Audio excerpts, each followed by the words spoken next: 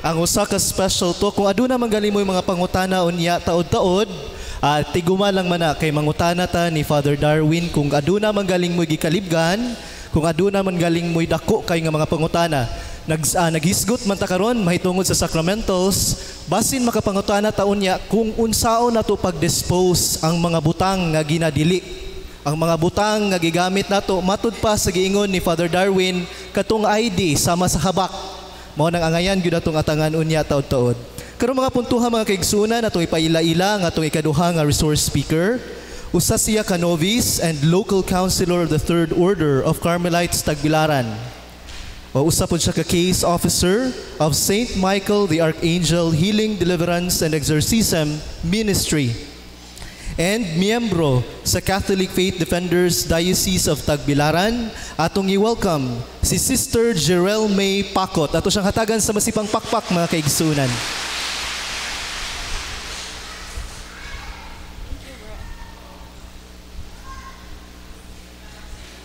Hello. Makita ba ko? Hi! Hello! Pwede kuno ko og kuhit sa inyong tapad o okay pa ba na siya? Hi brother! Hi sister! Gihigugma ka sa Ginoo. Ayun na naron. Gihigugma ka sa Ginoo. Muto ba ta aron? Gihigugma ba tatanan sa Ginoo?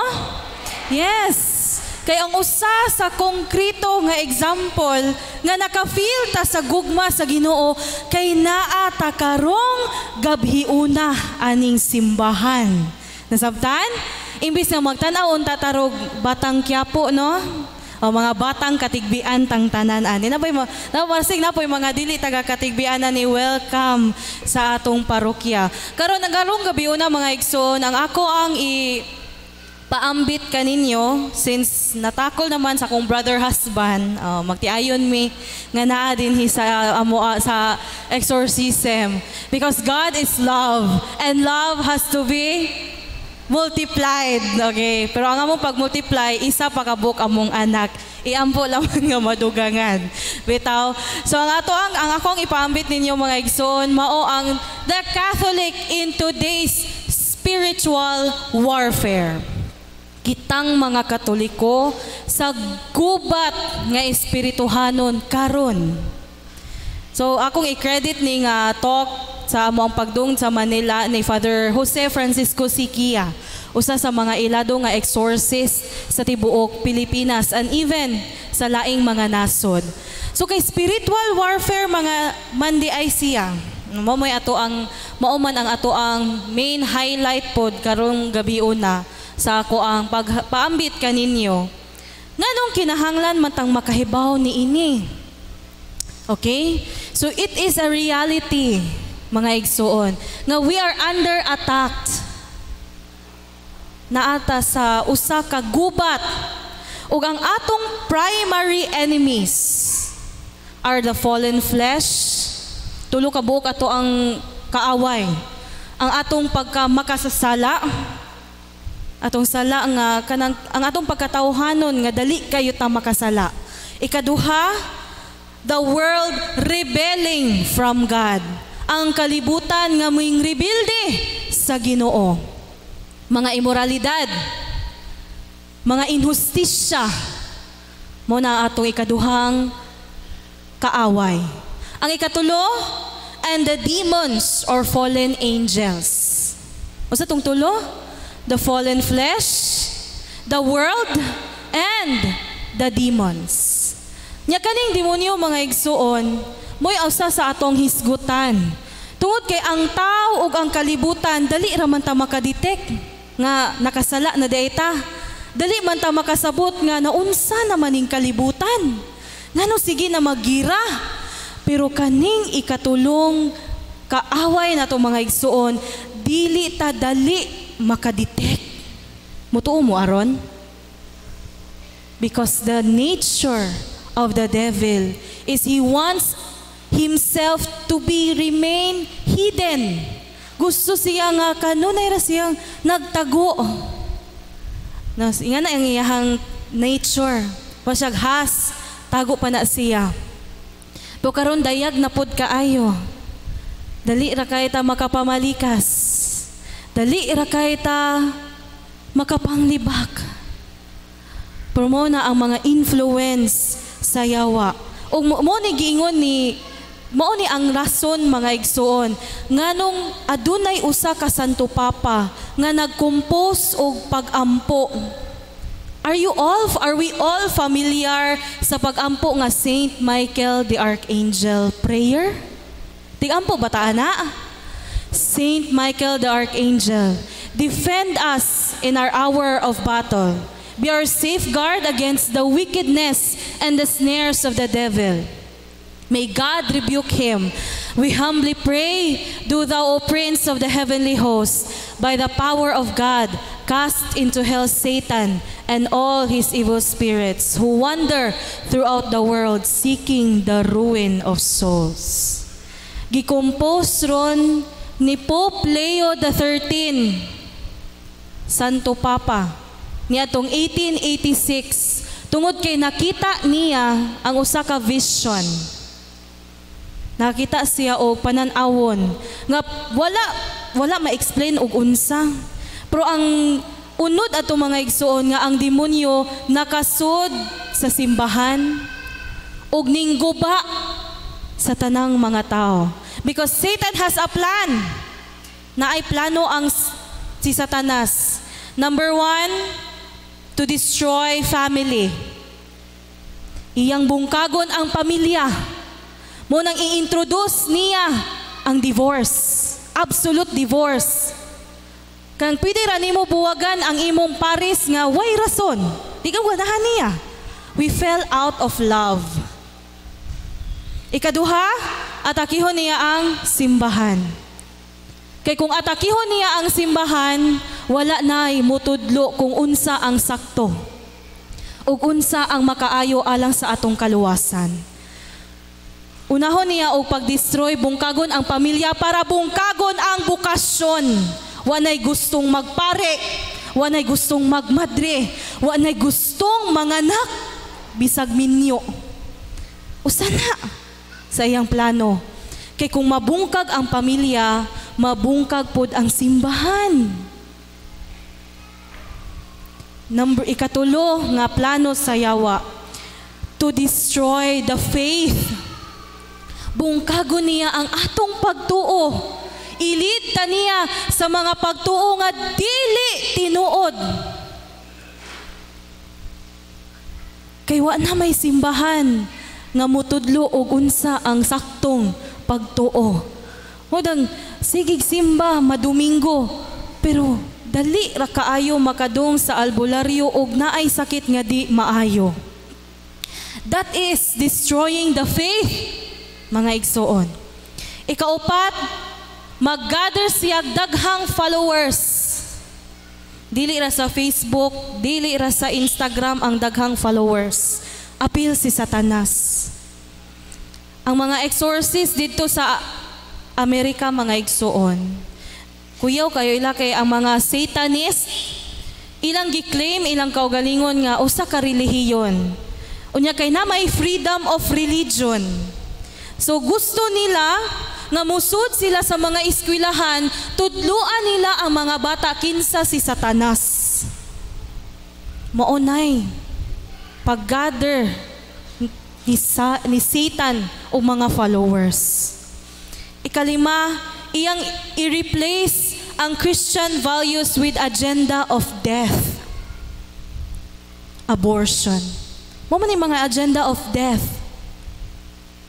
Mga injustice nga mga killing, euthanasia, artificial contraceptive. Muna ang mga agenda of death. God is life and demon is death. Ug tungod niini mga igsuon, hingon si Saint Pope John Paul II nga through the devil's envy, death has entered into the world and all those who belong to his party experience it. Tanang mga musunod, tanang mga naa pa naglunang sa sala, nga mao ni ang kamatayon sa atong kalag. maka-experience jud sa influence sa yawa. Mo karon dapat ma-educate ta kinsa ning mga yawa. Unsa man ni sila? Nganong nahimo man ni silang mga demonyo?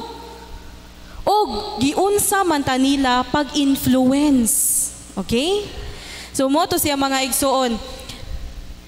Sa kinaunhan, who are the fallen angels? So according sa ato ang Catechism of the Catholic Church, paragraph 391. Fallen angels belong to the angelic realm that God created good. So sa mga buutan, mga maayo din ni sila nga mga anghel, ang mga fallen angels. Punganong gitawag man sila fallen angels, but have become evil by their own choice. Nahimo silang dautan tungod sa ilang kaugalingong kabubuton. Karon nganong or unsa man din ni mga anghel? So ang angels have intelligence and free will.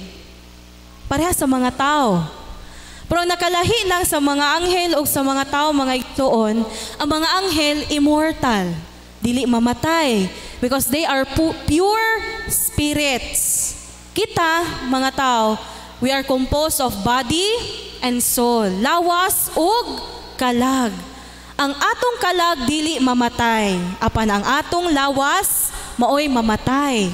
Ug tungod niini, limitado lang ang atong mahibaw-an.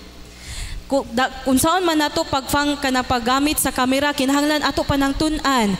Pero ang kalahian ani, ang mga anghel, di na sila kinahanglang tudluan.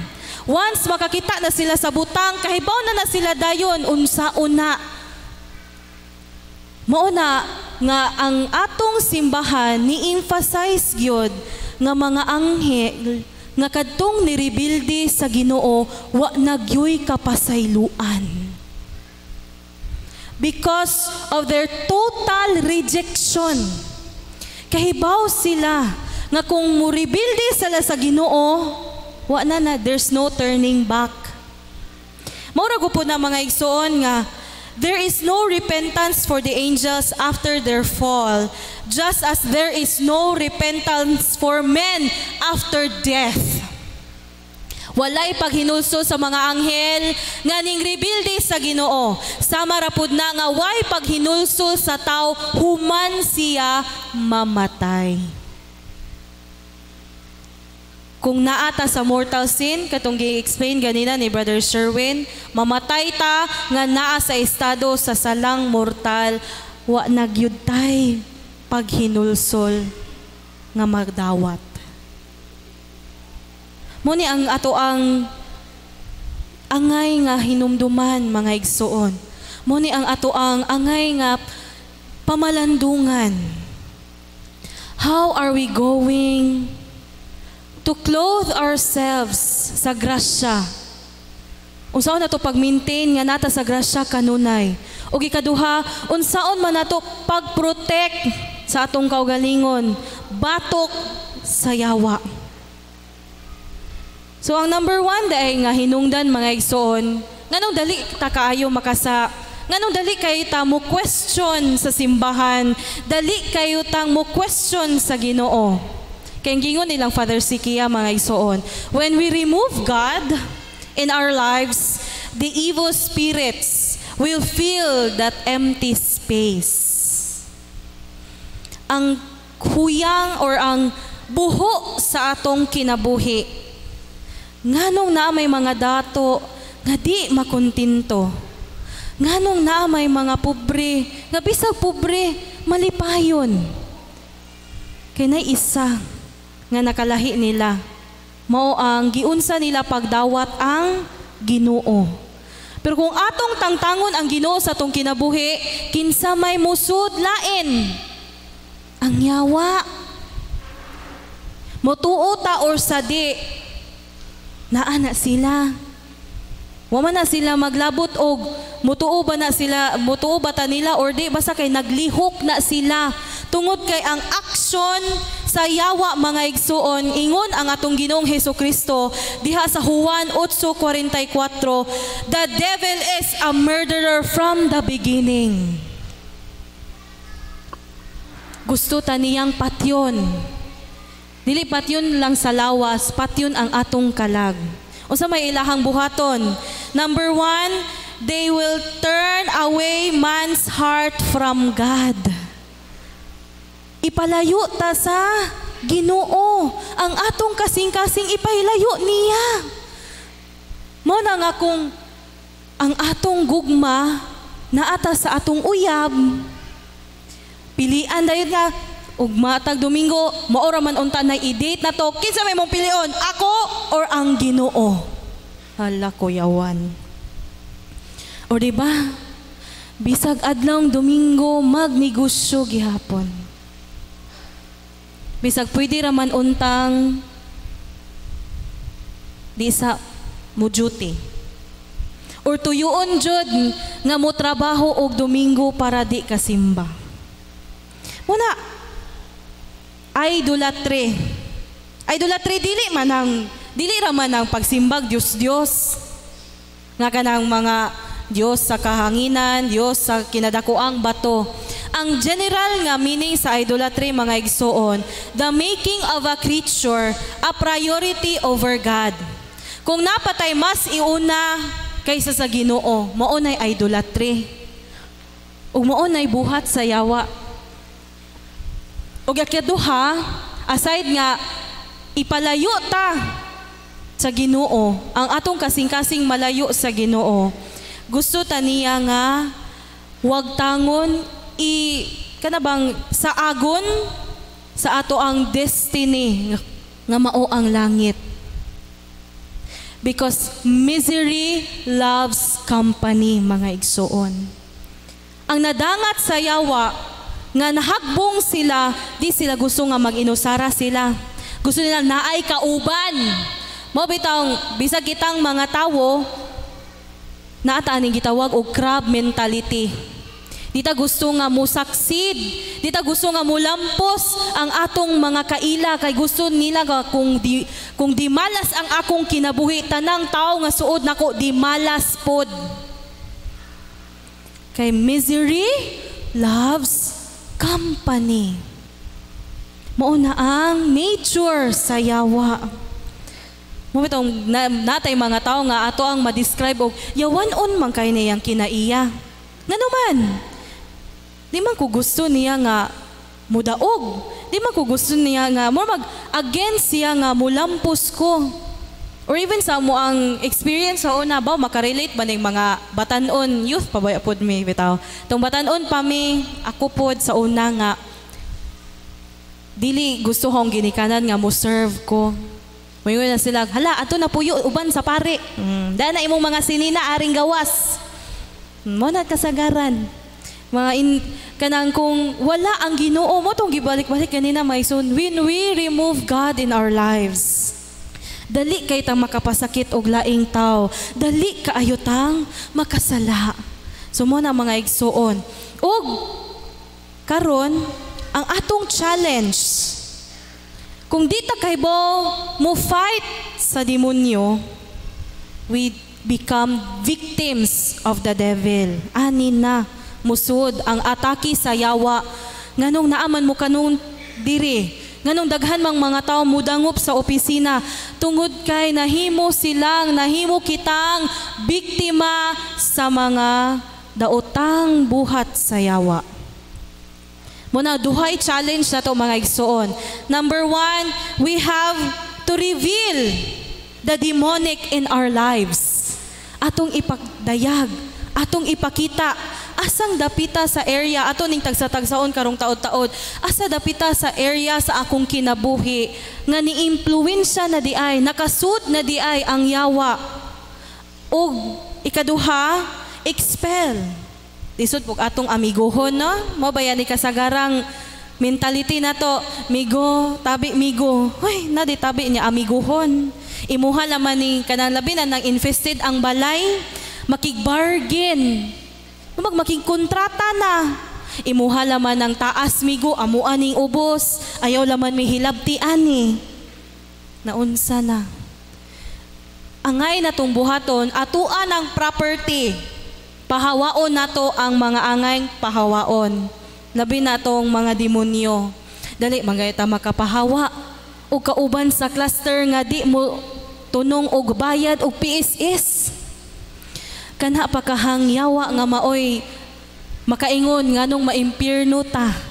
Sumuna mga igsoon, aduna po'y duha pod ka rason, puro na tag duha-duha ani. Pero unsa tong challenge? Number 1, to reveal the demonic in our lives. Ikaduha, to expel, papahawaon. Human nga mapadayag atong papahawaon. Pero dunay duha ka rason nganong magpabilin ang yawa sa kasing-kasing o sa kinabuhi sa tao. Kung ang tao, number 1, kung ang tao iyang basulon ang Ginoo sa nahitabo nga kamalasan sa iyang kinabuhi.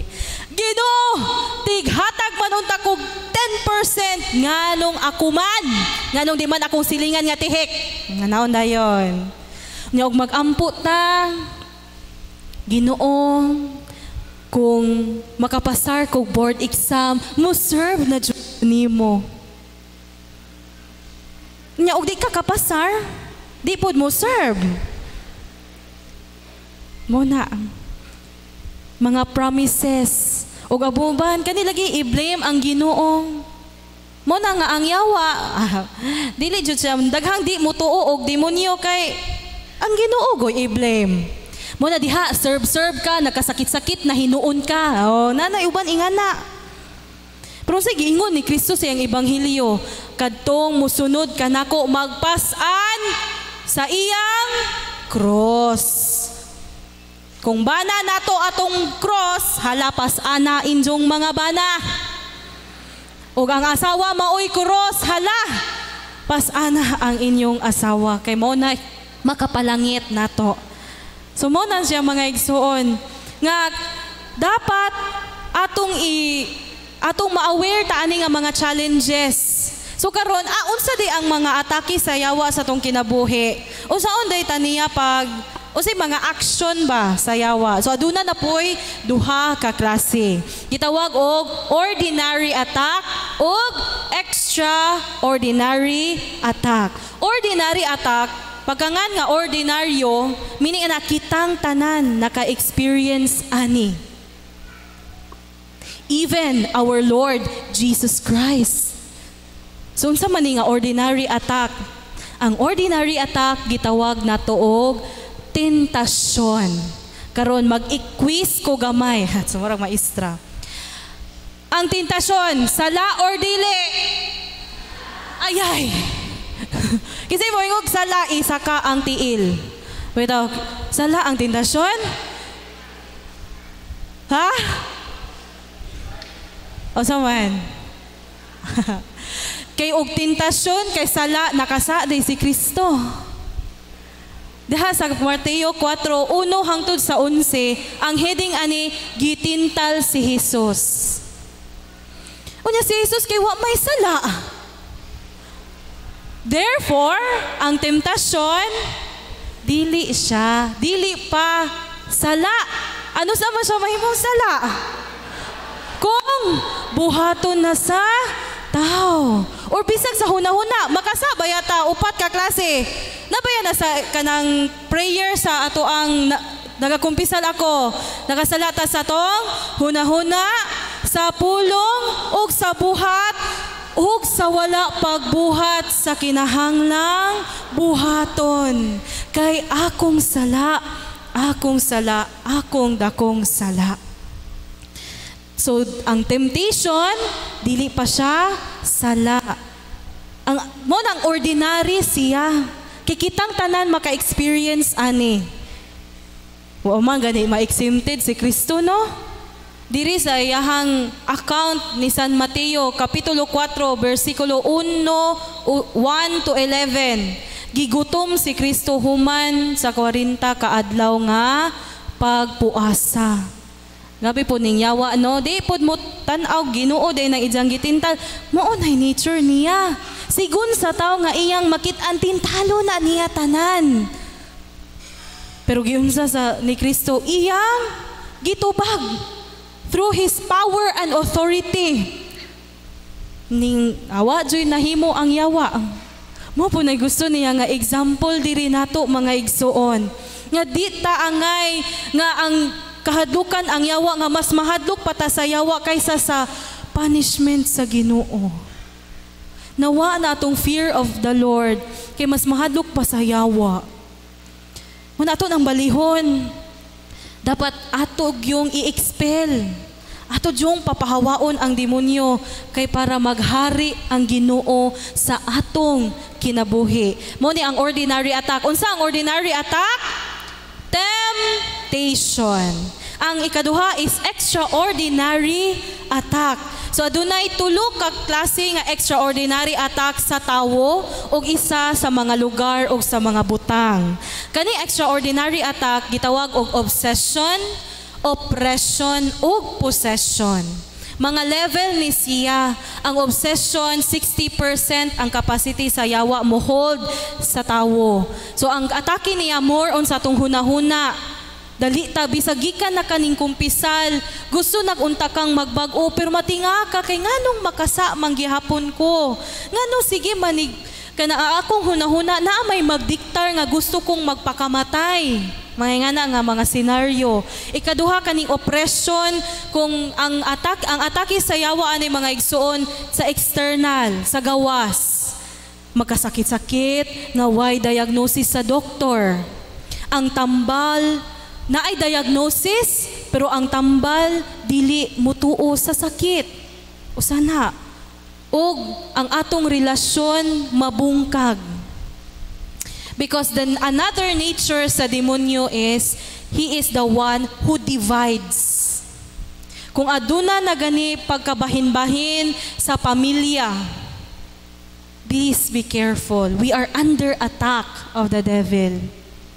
Di gusto magampo ang mga anak. Matingala ka kay paggamay pa, kusog kay magampo. Ma, ako'y una mo lead, mo sabat. Pero pag-abot na nga, nabatanon na. Kamu ragod anak ma, iapil ragog ko. Ako nakatudlo man ko og private school nga, Catholic school sa Tagbilaran.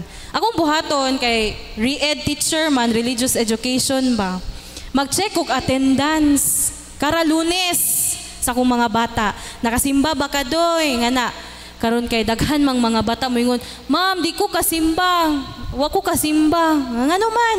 Wa sila mama ug papa. Wa siya kauban kay mga grade 7 man. Ang realidad. The one who divides. Usa ni sa influences sa yawa. Kaning extraordinary attack mga igsuon, mauna ni ang mga direkta nga atake nga ang yawa na gyud ang napakita sa kinabuhi. Katong temptasyon, gamiton pa niya mga instrumento. Di pa to siya magpadayag nga gikan niya na nga mga temptation. Pero kaning gitawag na tog demonic possession. 100% ang capacity, ang hold sa yawa sa tawo.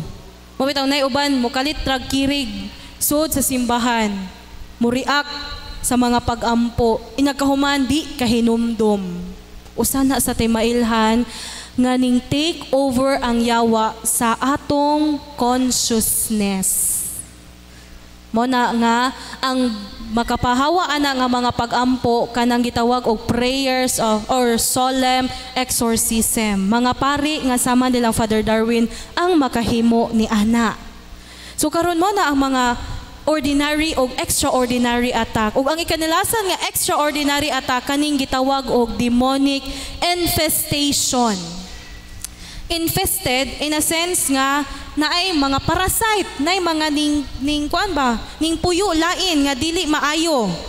So mo na nga matinganan ka imong balay, kay gipaduguan man, nya paghuman giblisingan og pare. Pagkataw-taw pila ka buwan, matingan na lang ka kay nang lehok na tong mga kutsarag tinidor. Napoy kaso og infestation nga amo ang na dangpan sa anay ning dangop diri namo sa una mga igsuon. Lungagan sila. Wow. lungagan sa naana puno na ang rice cooker. Oh, bisag way nang lungag nila. Pagkaon nila kay arang parata. Matingal sa kay ilang cellphone mga wa.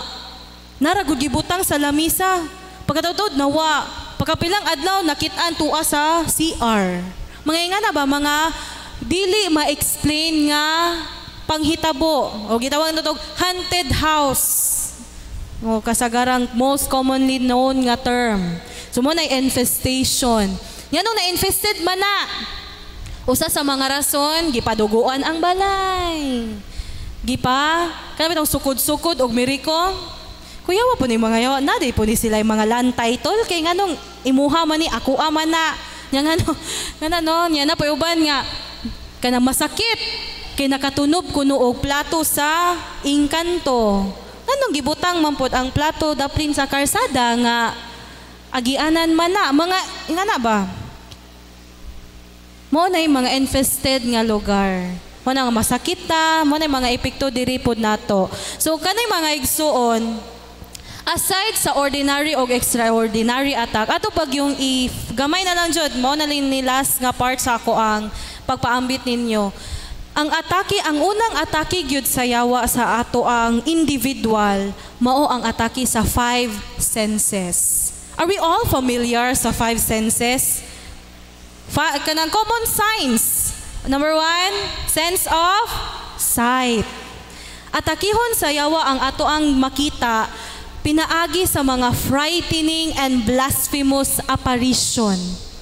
Madala kay kanang labi ang open ang third eye, kanang gitawag og ukot third eye, nga nay makita nga mga nung na may magsunod-sunod nga itumon sa imo nimo. Mga nung daga naman ning mga kalag, mga nung naman si Lulo galing ko dana nga namatay naman si Lulo. Mo nay mga atake sa sense of sight. Or di ba kaning nahitabo bisag sa mga santos si Padre Pio. Nagpakita ang yawa niya nga siya si Mama Mary. Adiday siya si Kristo da ito. Siya ang divine mercy. Kaya ang yawa, they can't pretend to be anything. Siya, mabasa na siya sa 2 Corinto 11:14. Kay bisan si Satanas makausab sa iyang kaugalingon sama sa anghel sa kahayag. Nagpakita siya ni San Padre Pio. Karon gingnan siya ni Padre Pio nga ayaw nagdung sa imuhang pari nga mukumpisal ka. Ayaw na pagmisa. Ginganaan siya ba? Mato natinga si Padre Pio. Anong gibawalan man ko sa Ginoo nga pari man ko niya. Mato ang iyang gibuhat, gakuha siya og rosaryuhan. Pagkakita sa nagpakita niya sa rosaryuhan ning syagit og ni-transform siya dayon nga siya ang yawa. Dali kay tang ma-deceive. Sis, Brad, katong among gidung kay dibuto man ni Santo Niño nga na pwede lagi ang yawa makapretend bisag kinsa. Nganong gibawalan man ta modong tungod kay kanang mga klase ha sa pagtuo gawas na sa pagtuo nga gitudlo sa atong simbahan. Nganong naa may mga mananambaw nga bawalan ka musud og simbahan mo simba kay muhubag imuhang nuka. Nga ang Ginoo mao man ang source sa healing. Nganong musamot man hinuon imong nuka, di ba? Pagka way batasan. Blasphemous, mo na example. Og ang sunod nga atake niya mga igsoon kaning sense of hearing. Kaning sa atong ears, nay maghunghong nimo pagpakamatay kay way nahigugma nimo. Pakamatay kay gibuwagan ka.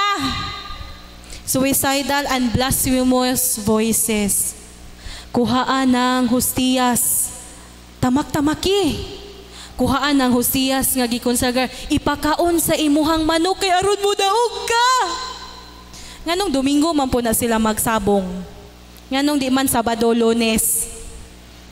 Nganong itunong man jog Domingo ning uban. Grabe, blasphemous. Himo na ay kaso ana mabitaw nga kasagaran ang gibuhat kung nakasimba mo ganina, communion intang gyud, di ba? Ba ang ipagamit.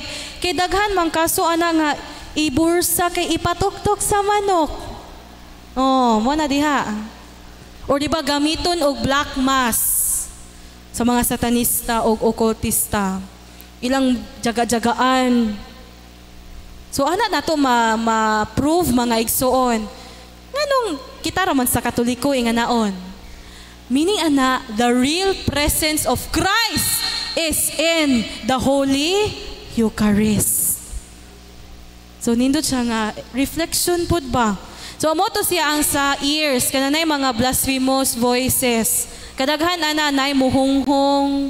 Matingalan siya kay kanang nganong nakapangawat siya. Aside nga wala man unsa siya gidiagnose nga kleptomaniac, pamatingalan siya kay gikawatan na dahil siya kanang mga budol-budol gang bitaw, mga hurim-hurim, nga huriman ka nga hala ka kuhanan niya gihatag nimo mura ka gilumay. Ikatulo, ang atake sa yawa sa sense of touch. So sa may iyang atake ani naay mga bruises, pains, and sexual harassments. Natinga na lang ka, kay nganong naay paso, naay bunog, pagkaugma ka ng gikan, bitaw ka matog, kasagaran ani, pagkaugma, matinga na lang ka nanong naay bunog sa imuhang paa, bunog sa mga private parts sa imuhang lawas, nga wa man unta kahilabti. Apil pod na nga kanang naay makighilawas nimo sa imong damgo nya nagkaugma mura siya tinuod kay nagsakit pod ang imuhang kinatawo. Apil na siya, under attack na siya sa yawa, sexual harassment. Ikaupat, kaning sense of smell. Matingal ka bisag giimo nang gizunruks kan taman gisanitize na imong balay pero nganong na may manimahong wakwak nga bitaw manimahong baho nangaligo na imong pamilya ngano baho man daghan na baho kayo ang murag bahong kanal or di ba kanang bahong asupre bisag walay gahaling mo nay mga atake sa yawa when it comes to the sense of smell. Ikalima is kaning sense of taste. Ato ang panlasa. Kaning mga tao nga possess, dini sila ganahan mo inom og holy water og holy oil. Isuka na kay para nila init luod. Be careful. Masig na ata ani. Or di ba kanang asin. One way nga pag-test nga grabe ang kanang naposes ang tao ba or na under attack siya sa yawa na ang gibuhat sa asawa gabutang siya gamayng asin nga huli iyang gibutangan na ba holy salt karon kay wa man kan asayang bana imo man kung gihiluan nakahibaw siya nga nay holy salt gisagol gamay ra unta kaayo inga na ang yawa di na sila ganahan sa tanang butang nga sagrado. Samot na kung ang atong paggamit ani naagyod sa proper disposition. Suko ang yawa. Insulto man na nila. Ordinaryong tubig, ordinaryong asin, ordinaryong oil. Mapahawa sila. Wala maatakihon kita nila. Kaning sa taste pod, matingata kay dinaganahan mo kaon. Og naputoy case nila nga na mga abnormal desire. Kask nila Father Sikia sa una mga igsuon nga ang pare ilang gi-exorcise. Pag exorcise, matinga siya kay gusto naman siyang muinom og dugo. Muka og dugo. Nga ba? Tungod ito na ato nahibaw-an pag interview siyang kaso kaliwat day sila wak-wak. Nana didto sa Manila. Diri wako kay baw diri na kahadinhi. So mo na siya ang sa 5 kaatake sa yawa sa atong senses. Sunod atakihon sa yawa mga igsoon kaning atong emotion. Usa may kasagaran, intense depression. Depression kaguol kaning anxiety kabalaka nga di makontrol. Bisag gilaag na gitour na around Bohol, nganong depressed man. Dato na unta siya kaayo, nganong magulanon man gihapon. Kanang grabe nga kaguol. Nga di mawagtang pilang adlaw, pilang buwan, mo na depression. Sunod, anger and fears. Atakihon po na sa yawa. Pakiton ta, mo na nga atakihon sa yawa tong mga senses, hadlukon ta, labi ning mga Katoliko or mga sumusunod ni Kristo nga, way alamag bitaw, unsa ilahang, di kay ba unsa ilang mga atake, gusto nila nga, kanang, i-feed ta kanunay o kahadlok. Kay once mahadlok ang tao, di na siya kamao murason. Once masuko ang tao, di na siya kahibaw, mo gamit sa iyahang kahibaw. Hoy, ang mga taong dali masuko, kuhiton gamay, manumbag dayon. Muna, gamito na sa yawa. Kana kitang mga inahan, dali magyud kay ta mahadlok, gamito na sa yawa. Mao na nga gamay musukara ang bata, ala ipa-doktor dayon. Ngana. O di ba iadto na dayon sa albularyo kay naunsa naman na. So gamito na sa yawa. Sunod, dryness in prayer. Di na taganahan magampo. O gana. Kung katong pag-atake sa yawa mga igsuon, mulid to na to siya sa sala. Inagkalid na to sa sala na di na taganahan magampo. Mo na nga atake na di na taganahan magampo, di na taganahan mabuhi. Gusto na tang magpakamatay. O aside sa emotions mga igsuon, atakihon po sa yawa ang atong imagination o memory. Daghan ming kaso nga di maayo tungod kay giatake ang ilahang memory. Kaning memory, kaning obsessive remembrances of past hurts. Kang gabalik-balik na ba, na kay traumatic nga experience, gidaog-daog ka physically sa imong ginikanan ba kaharon or sa mga tao nga palibot nimo, gusto na unta nimo silang pasayloon. Pero matinga na lang ta, kay hangtod karon 10 years na milabay, 20 years, 50 years na milabay, presko paghihapon sa imong hunahuna. Kadto nga mga abuso, we are under attack. Mo na mga igsoon. We have to be careful. O sa other areas mo to health, sa tong trabaho, mo na mga igsuon karon, dapat makahibaw gyud ta. Unsaon na to, katong gi-explain ganina ni Brother Sherwin nga mga hinagiban, sacraments o sacramentals, mautoy ato ang hinagiban against sa mga atake sa yawa. O kita, di po ta maatakihon sa yawa kung wa po tay mga opening. Number 1, yun na to nga, kanasa ang yawa mga igsoon, limitado raman unta na yung atake. Sama ra na siya sa irong buang nga gihukot. Ana rata mapaakan kung kita mismo ang mupaduol. Muna nga, pero nadyo'y usahay, duol naman kadaan sa iro, mo na nga mapaakan. Tungod na kay naay opening nga generational curses. Kang gikan na sa imong kaliwatan ba? Mga sala nga gikan sa kaliwatan. Motang matinga ka kay nganong talimaji man ka, ay ijahang kalululuhan talimaji pod. Demonyo na. Mga igsuon. Sumuna nga, ang atong buhaton, moto dangop sa mga sakramento, gamit sa mga sacramentals. And we must make God the priority and center of our lives. Unsa to? Make God the priority. Pagkagising sa umaga, di ba? Pag mata palang daan na to, unsa may atong buhaton? Magtanaw sa cellphone kay kung gilike ba ni crush ako ang kuan. Gi-replyan ba ko sa ako ang giutangan. Nga na dayon. Pero kung atong i-priority ang Ginoo unsay buhaton nato? Pagmata magampo. Kung makaya mo simba karaadlaw. Ug sentro sa atong kinabuhi. Di kay diri sud sa simbahan walaan kayo ta, no? Di ka buak og baso. Sige ra gyud buutan jud basta sud sa balay. ay sa simbahan, musimba. Inagabot sa balay, gubot gani ang bay, mga yawa mong tanan. Nga nung waman ninyo ni hipusa. Di sa makagikan gikan ko ning cluster. Oh. Gikan ko ning simba. Wa na nahimong sintro ang Ginoo. Ug ang nakaluoy mga igsoon bisag sud sa cluster. Imbis nga ibanghilyo sa kaluoy, ibanghilyo ni Kristo ang ipadayag, nahimo na noong okasyon nga makapanglibak.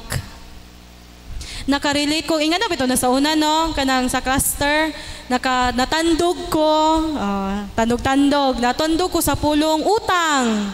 Nga naman, kaya natay mga kauban din nga kapipilang tuig na ng utang, hangtod karon way bayad-bayad. Wabot na laman si Kristo, way bayad-bayad. Mo na hinuoy hinungdan, ning cluster man tong nakautang, pagkasunod si Mana, wa na mo cluster. Unya kay di ka cluster, di ka bayad PSS. Gusto untang magpakasal, di ka pakasal, kay wa ka bayad og PSS. Kay nga naman, gilibak sod sa cluster. Kinaluoyan. Ha? Wala nga, kung sintro ang Ginoo sa atong kinabuhi, kahibaw ta unsaon pagsulti og maayo, pagbuhat og maayo, og inubanan ni tanan sa grasya sa Ginoo. Amen? Dinhi ka lang kukutob. Daghang salamat og maayong gabi kanatong tanan. Dalaygon ang Dios hangtod sa kahangturan.